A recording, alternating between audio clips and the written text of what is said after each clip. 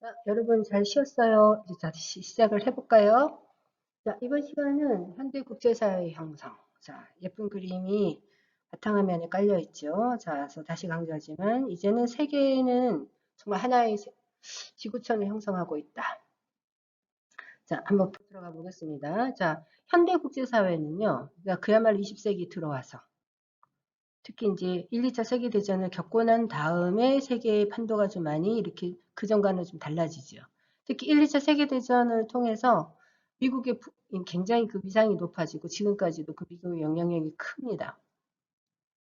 자, 어쨌건 예, 이 2차 세계대전이 끝나고 난 다음에 세계 판도가 또 어떻게 바뀌느냐. 자, 여러분들 여기서 보는 것처럼 우리 여러 번 들어봤던 것이기는 해요. 자, 크게 미국을 중심으로 하는 약간 파란색 요 동맹 체제라 그럴까요? 예, 집단 안보 체제. 요걸 우리가 예, 북대서양 조약 기구라고 합니다. 자, 그런가 하면 거기에 대응하는 어떤 대응 체계. 이게 이제 소련, 지금은 소련이라는 명칭이 사라졌다고 얘기를 했죠. 예, 러시아를 중심으로 하는 동유럽. 그때 그 당시는 공산주의라는 그 정치 체제가 존재했었던 시기가 있었어요. 자, 그래서 1990년대까지 90년 초반에 예, 뭐 하여튼 소련이 무너지고 90년에 독일이 통일이 되고 뭐 이런 과정을 거치면서 80년대 말 90년대 초에 이른바 공산주의 체제는 다 거의 무너졌다고 보시면 될 것 같습니다. 자, 그래서 어쨌건 그 시기 동안 한 5년서부터요. 90년대까지니까 계산해 보면 근 50년 가까운 세월이죠. 그동안에 이제 예, 공산주의 진영이라고도 하고 예, 북대서양 조약기구는 미국을 중심으로 한 자유주의 진영이라고도 하고 하여튼 지칭하는 말은 뭐 제가 아까 조금씩 다를 수 있다 하더라도 대체적으로 예, 어떠한 뜻을 갖고 있는 이런 대립구도인가는 이해를 잘 하셔야 될 것 같아요. 자, 그래서 서로 집단적으로 안보 체제들을 형성을 하면서 예, 눈에 보이는 전쟁을 하는 시기는 아닐지라도 그렇죠? 눈에 보이는 전쟁을 하는 시기는 아닐지라도 예, 약간 이제 서로 예, 경쟁적으로 대립하고 있었던 이 시기를 우리는 냉전이라고 얘기합니다. 냉전. 그렇죠? 예, 콜드워. 전쟁은 막 불이 나고 뭐 폭탄이 터지고 뜨거운 게 같지만 사실은 그런 전쟁은 아니고 예, 은근히 경쟁하고 갈등하는 체제다. 자, 그래서 다시 얘기합니다. 북대서양 조약기구는 예, 나토라고도 해요. 나토. 그래서 1949년에 미국의 워싱턴에서 조인된 북대서양 조약을 기초로 미국, 캐나다, 유럽 여러 나라들이 발족시킨 집단 방위기구. 자, 2017년, 왜냐하면 미국을 중심으로 한 이 자유진영은 지금까지도 굉장히 존속하고 번영하고 있으니까요. 여전히 유지되고 있는 집단 안보 체제이자 동시에 어떤 예, 요들을 묶는 동맹 체제다 이렇게 보시면 되는데요. 예, 현재 29개국의 회원국으로 가입이 되어 있고 예, 본부는 벨기에 브뤼셀에 있다고 하지요. 자, 그래서 이 현황을 보면 이렇다고 합니다. 예, 이건 뭐 그때그때마다 많이 다르니까요. 자, 목적을 보시면 러시아, 지금의 러시아라기 그때 그 당시는 소련이라고 했죠. 그죠? 자, 이 소련을 중심으로 하는 공산주의권에 대항하기 위해서 나왔던 것이다. 이렇게 보시면 될 것 같아요. 자, 예, 그 다음에 바르샤바 조약기구는 동구권 8개국이 바르샤바에 모여서 체결한 군사동맹 조약기구다. 그쵸? 나중에 알바니아 같은 경우가 탈퇴를 했다 하더라도 예, 이것도 한동안 유지가 되었다가 음, 예, 90년 소련 해체 이후로 예, 바르샤바 조약기구는 유명무실해졌다, 자연스럽게 해체되었다. 그래서 한동안 냉전 시기 국제사회는 서로 좀 양진영으로 나뉘어서 대립하는 구도가 있었기 때문에 그 관계의 복잡성은 지금보다 좀 덜하다 이렇게 보시면 될 것 같아요. 그러니까 뭐 국제서양 조약기구를 포함한 우리나라도 이제 말하자면 나토 회원국은 아닐지라도 그쵸? 예. 미국의 영향력 하에 있다고 놓고 본다면, 예, 거기 맹주 세력인 미국의 어떤 말빨이 먹히면서, 그러니까 대립 혹은 어떤 갈등을 해결하는 방식도 조금 단순했다 이렇게 보시면 돼요. 반대로 바르샤바 조약기구에 가입되어 있는 동유럽 공산주의 국가는 또 소련의 입김이 강하면서, 뭐 대체적으로 예, 소련 중심으로 어떤 문제를 해결할 수 있는 그런 과정을 겪었다고 보시면 될 것 같죠. 자, 그런데 이제 90년대 이런 공산주의 진영이 무너지면서 세계는 보다 더 복잡해집니다. 이제 보러 들어. 자, 탈냉전. 예, 그러니까 냉전 시대를 극복했다 보시면 될 것 같죠. 예, 탈냉전 이후의 국제사회를 좀 보러 가도록 합니다. 자, 그러니까 사회주의 정권이 붕괴되었어요. 그쵸? 예, 그 다음에 냉전 체제가 소멸되었어요. 그러니까 아까 보다시피 미소 양극 체제, 예, 극이 두 개다 이런 것이죠. 중심이 되는 극이 두 개인데요. 우선 겉으로 보면 미국 중심의 단극 체제로 변한 것 같지만 실제로 현재 사회를 다시 놓고 본다면 굉장히 다극화되어 있습니다. 자, 어떻게 보자면 EU, 유럽연합이라고 하는 거는 옛날의 영광, 예, 적어도 1차 세계대전이 일어나기 전 세계를 주름잡았던 것은 유럽이었기 때문에 그때의 영광을 우리가 같이 힘을 합쳐서 구현해보자. 예, 뭐 그런 EU도 다시 이렇게 등장을 하게 되고요. 최근엔 중국의 부상, 아시아도 다시 옛날의 영광으로 좀 가보자. 자, 이렇게 해서 얼핏 보기에는 미국이 가장 큰 나라인 것 같지만 예, 자세히 들여다보면 예, 유럽연합을 중심으로 하는 유럽의 어떤 권역, 예, 중국을 중심으로 하는 아시아의 권역 이렇게 해서 사실상 다극체제로 전환하고 있는 예, 이런 추세에 있다는 것을 이해를 잘 하셔야 돼요. 자, 그러니까 우리나라 같은 경우는 사실 어디로 다 뻗어나갈 수 있는 반도이기도 하고요. 우리나라를 중심으로 놓고 보자면 정말 전 세계를 이렇게 뻗어나가잖아요. 바다도 있고 육지도 있고 하니까. 자, 그러면 이제 우리나라의 외교의 어떤 그 처세라 그럴까요? 태도 같은 것들이 굉장히 복잡할 수밖에 없는 상황들이라는 거죠. 이제는 미국의 말만 들어서도 안 되고 중국을 이제 무시할 수도 없고요. 예, 그렇다 또 중국에 끌려가서도 안 되고 그렇다고 이제 기타 등등의 여러 나라, 유럽이나 실제로 우리나라 사람들이 많이 가서 활동하고 있는 것이 또 라틴 아메리카 쪽이거나 아시아는 말할 것도 없고요. 그러니까 굉장히 우리가 활동할 수 있는 영역이 다변화되었습니다. 그리고 그들로부터 벌어들이는 우리 경제적인 이익이 상당한 정도로 다변화되었어요.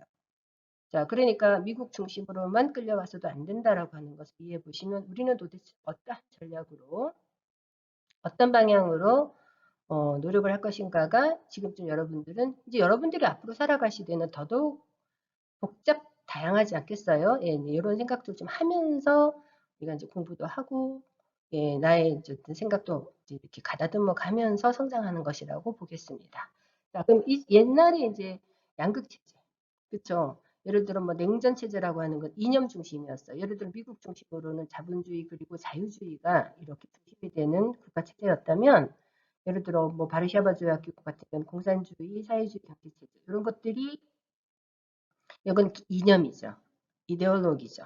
근데 지금 이제 그런 거 다 뛰어넘어 경제적 경제. 이제는 진짜 정말 어느 나라가 잘 사느냐.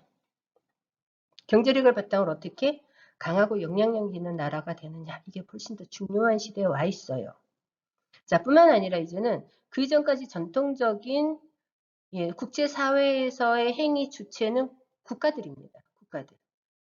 이제는 국가가 아닌 국제기구. 자, 그래서 국가와 더불어 국제기구의 등장도 예, 뭐 꽤 의미가 있었었죠. 그런데 이제는 그것도 뛰어넘어 개인도 국제무대 행위자 혹은 행위 주체로서 등장하게 된다라고 하는 거죠. 여기서 잠깐 국제법상 개인을 좀 보러 가도록 하겠습니다. 자, 요거는 지식백과를 찾아보면은요. 예. 그동안 국제법은 국가 간 조금 더 넓히면 국제기구 간의 어떤 뭐 그런 예, 권리와 의무를 규정한다 한다면 이제는 개인의 권리나 의무도 규정한다는 설이 있다는 거예요. 자, 국제법은 기본적으로 국가 간의 법률입니다. 그쵸? 예. 그래서 전통적인 이론은 개인이 국제법상의 권리 의무의 당사자가 되는 것을 인정하지 않아요. 근데 이제는 반대 논리도 나온다는 것이죠. 예, 어느 점에서는 개인의 권리나 의무도 직접 규정하기도 한다. 예를 들어 외교 특권도 있을 수 있고요. 통상항해 조약과 같은 조약, 예, 국제소송권. 자, 예를 들어 우리가 최근에 이제 위안부 우리가 이제 위안부를 하지 않고 성노예라고 하잖아요. 라든지 아니면 강제징용 피해자들의 배상 이런 것들은 국가는 아니로돼. 예, 집단적 개인들이 한 국가를 대상으로 예, 소송을 제기하고 예, 판결을 받고 하는 그런 과정들이 있었단 말이죠. 자, 이런 것들이 이제 뭐 소송권이나 청원권 등을 규정할 수 있다는 거잖아요. 그죠? 자, 이렇게 해서 이제 점차 그 국제법상 개인이 행위 주체가 될 수 있다라고 하는 그 해석이 훨씬 더 힘을 얻어가고 있는 과정이다 이렇게 보고 있습니다. 자, 결론적으로 현재로서는 국제법의 주체가 기본적으로는 국가이지만, 예, 그 다음에 개인이 국제법의 주체가 될 수도 있지만, 그건 굉장히 폭이 넓은 건 아니고 한정된 범위 내에서 예, 개인의 국제법상의 주체를 인정한다. 자, 그런데 예, 관계가 없다는 것을 의미하지는 않아요. 예, 이러한 사실이 개인이 국제법과 관계가 없다는 것을 의미하지는 않아요. 예, 있다는 거죠. 그리고 오히려 최근 들어서는 예, 국제법에 있어서 개인의 실질적인 지위가 보다 더 높아지고 있는 추세이다. 그래서 이제 아마 점차적으로 예, 개인의 중요성이 커지고 있는 상황 속에 우리가 놓여져 있다. 자, 그러니까 앞으로 여러분은 국제사회에서 행위의 주체자로서 예, 무언가 행동하고 자기의 권리를 행사하거나 의무를 이행해야 되는 일들이 훨씬 더 많아질 거다. 이렇게 보시면 될 것 같아요. 자, 이럴 정도로 전 세계가 하나의 네트워크를 형성하고, 그러니 우리나라 국적을 갖고는 있다 하더라도 사실은 예, 이미 글로벌 마인드를 가지고 있는 사람들도 많고요. 혹은 이중 국적자들도 많아요. 지금 현대 사회에서는. 자, 그러니까 국가, 국적, 혹은 국경 이런 개념들이 점차 좀 많이 희박해지고 있습니다. 그리고 전 세계가 서로 간의 상호 의존성이 굉장히 높아지는 것이죠. 최근 코로나 사태 같은 것들을 보면 우리는 충분히 이해할 수 있다고 봅니다. 자, 그래서 이 모든 것들을 합치는 말이 뭘까요? 예, 이른바 세계화라는 표현이죠. 예, 그래서 지구는 하나다. 이거는 당분간은 어떻게 보자면 뭐 막을 수 있는 어떤 추세는 아니라고 보죠. 지금 코로나라고 하는 것이 상당히 이제 폭넓은 세계화에 약간의 브레이크를 거는 현상이긴 합니다만 그렇다고 갑자기 이 세계화가 주춤한다거나 없어진다거나 이렇게 보기는 굉장히 어렵겠죠. 그죠? 넘어가 보도록 하겠습니다. 자, 그러면 세계화에 따른 국제관계 변화를 추론해 봅시다 라고 하는 것이 우리 교과서에 있어요. 자, 이거는 여러분들이 그냥 한번 집에서 생각해 보세요. 자, 세계화에 따라서 각 나라의 국제 관계 혹은 국제 조직, 개인과 국가, 개인과 국제 기구들은 어떻게 이제 관계를 새롭게 정립할 것인가를 한번 생각을 해보고 난 다음에 교과서 20쪽을 한번 읽어보시면 좋을 것 같아요. 자, 이번 시간에 볼 거는 자, 지역화라는 말을 좀 볼 필요가 있습니다. 지역화. 예, 세계화라는 말은 글로벌라이제이션이죠. 지역화는 로컬라이제이션. 자, 그러니까 이게 서로 대단히 반대적인 말인 것 같아요. 그런데 이것이 사실은 두 개의 경향성이 공존하고 있습니다. 자, 세계화 쓰기 지역화. 지역화를 한번 볼까요? 예, 정보통신 기술이 발달하고 공간적 이동이 활발한 세계화 시대가 전개가 되면 지역 간 경쟁이 어느 때보다 치열해져요. 자, 그러니까 각 지역은 어떤 경쟁에서 살아남기 위해서 자기들만의 고유한 것이 승부수가 되는 거예요. 이걸 우리가 지역 정체성이라고 하죠. 그래서 예, 세계화 속의 지역화 전략이라고 하는 것이 공존함과 더불어 같이 추진되고 있다라고 하는 것이죠. 자, 그러니까 사실은 옛날에 이런 광고가 있었어요. 우리 것이 세계적인 것이요, 뭐 이런 것이 있었었거든요. 예, 이 부분을 선생님이 어느 과목이든 설명을 할 때 우리나라 현재 한류팝도 마찬가지. 그쵸? K-팝, 뭐 한류 그 문화들이 있잖아요. K-뷰티, 요즘은 K-트로트, K-푸드. 자, 이거는 외국의 것을 우리가 잘 만드는 게 아니죠. 우리만이 갖고 있는 우리의 고유한 문화를 바탕으로 세계화 전략으로 나가는 거죠. 자, 이게 바로 로컬을 바탕으로 예, 글로벌라이제이션의 전략이다. 이렇게 보시면 될 것 같은데요. 자, 지역화 전략의 핵심은 당연히 지역이 지닌 잠재력. 이건 고유성이거든요. 자, 우리는 세계의 보편성을 얘기한다 하더라도 우리 안에 뭐라 그러죠? 아주 고유한 장점을 세계적으로 널리 보편화시켜야 되는 거지. 우리 안에 없는 것이라든지 외국의 것을 받아들여서 이것을 발전시킨다. 이거는 어려워요, 사실은. 예. 자, 그래서 우리 고유성, 우리가 갖고 있는 잠재력, 이런 것들을 충분히 개발하는 것이다. 이렇게 보시면 될 것 같아요. 자, 지금 얘기 나온 것처럼, 예, 우리 지역의 고유한 음식 문화, 그쵸?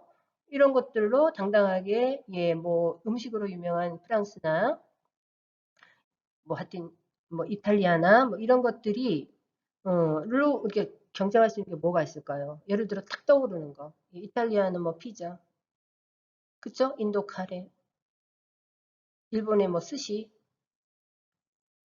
미국 햄버거요?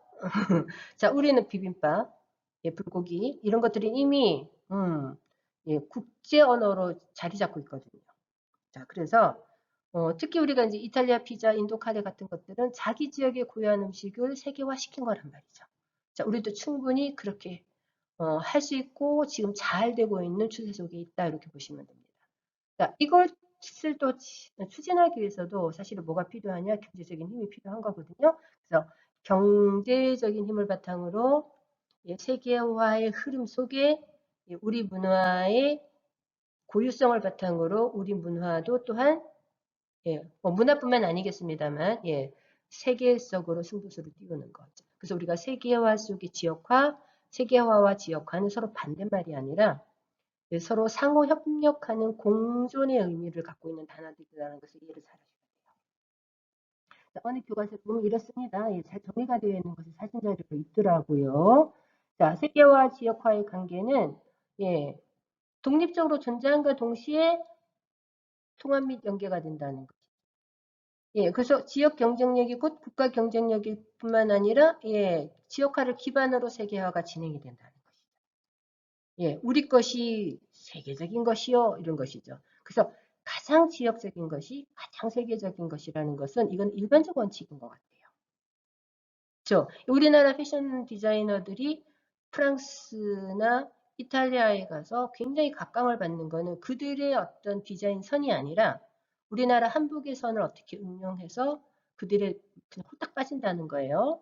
혹은 그들의 기계 염색이 아니라 우리나라의 전통 염색, 그쵸? 자연 염색, 천연 염색 이런 색감이 도대체 이 유럽인들한테서는 찾아볼 수 없었던 정말 좀 환상적이고 몽환적인 그런 어떤 그 색감이라는 거예요. 그래서 굉장히 좋아요. 유럽 사회의 상류층들은 한국의 이런 디자이너들을 굉장히 좋아한다 그래요. 자, 그래서 이 지역의 위상을 높이는가 동시에 예, 세계 속에 우리의 지역을 드러내는 것이죠. 자, 그래서 다시 강조합니다만 세계화와 지역화의 관계는 서로 상호협력적이고 상호 보완적이고 또 때로는 어떻게 할까요? 사실은 필요 충분 조건이다 이렇게 보셔야지 서로가 서로를 배척하는 그런 반대적 개념은 아니다라고 하는 것은 충분히 여러분이 아실 것 같아요. 자, 그다음 마지막으로 세계화 시대의 민족국가가 사라지는가 한번 생각해 보세요, 여러분. 예, 많은 시간을 드리기는 어렵습니다만 1분 정도 한번 생각을 해볼까요? 자, 세계화라고는 아까도 얘기했지만 예, 국경의 개념도 사라지고 국적이라는 것도 좀 그렇고요. 예, 뭐 이렇게 이해를 해보시면 예, 하여튼 국가의 어떤 행위 주체로서의 영향력도 옛날에 비해서는 좀 줄어들고 상대적으로 개인의 활동 영역도 넓어지고 뭐 이런 얘기를 쭉 해왔잖아요. 자, 그러면 나라가 사라질까? 예, 민족 단위나 이런 영토 국가 내지는 민족 국가는 사라질까라고 하는 것이 이제 하나의 주제라고 놓고 본다면 생각해 보세요. 그리고 우리는 이미 답을 알았는지도 모르겠어요. 그죠? 자, 그럼 우리 교재, 예, 교과서 21쪽에는 어떻게 되어져 있느냐? 예, 똑같은 문장은 아닙니다만 선생님이 이렇게 정리를 했어요. 자, 세계화 현상이 촉진이 되면서 민족 및 국가의 의미와 영향력은 이미 감소하고 있죠. 개인과 기업 및 국가 간 상호 의존도도 높아졌어요.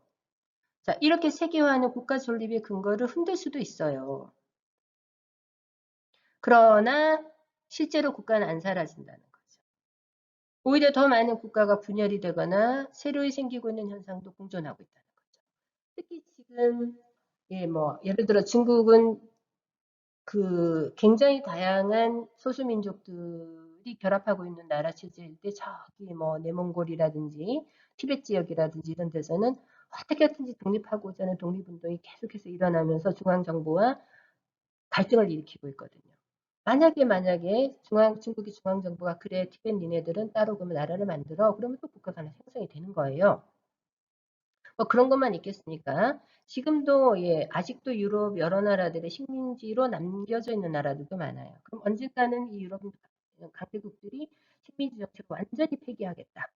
그럼 또 새로운 국가들이 형성이 되고 자, 그 다음에 이제 아프리카 같은 경우는 서로 막 종족도 다르고 문화 체계도 다른 나라들이 그냥 강대국들이 그어놓은 선에 따라서 억지춘향이처럼 한 나라 안에 묶여있다면 다 그런 나라들이 또 뿔뿔이 서로 독립하고자 하는 경향성이 아직은 강합니다.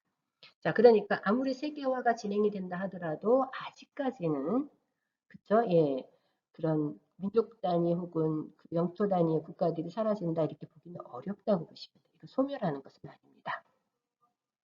자, 그래서 예, 더 많은 국가가 분열이 되거나 새로 생기는 현상도 또한 공존하고 있다는 것이죠. 자, 그러나 세계화는 전통적인 국가 관계는 당연히 변화시키고 있고요. 그럼 우리는 이러한 시대에 어떻게 생활해야 되느냐? 예, 배타적인 민족주의는 타파해야 돼요. 그래서 세계 시민으로서 모든 인류를 평등하고 공존해야 될 대상으로 바라보는 이 오픈 마인드가 되는 것이 대단히 중요합니다.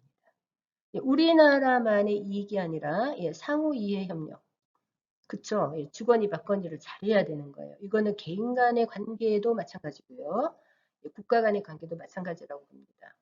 뭐 그런 가운데 우리의 고유한 문화적 잠재력을 바탕으로 국제적인 경쟁력도 확보해야 되고요. 세계 공통의 보편적 가치를 잘 추구해야 된다는 거죠. 평등, 인류의 뭐 박애, 하여튼 좋은 단어들은 뭐 자유, 그쵸? 사랑, 그쵸? 봉사, 헌신 이런 드높은 인류의 어떤 그 정신적 가치들은요.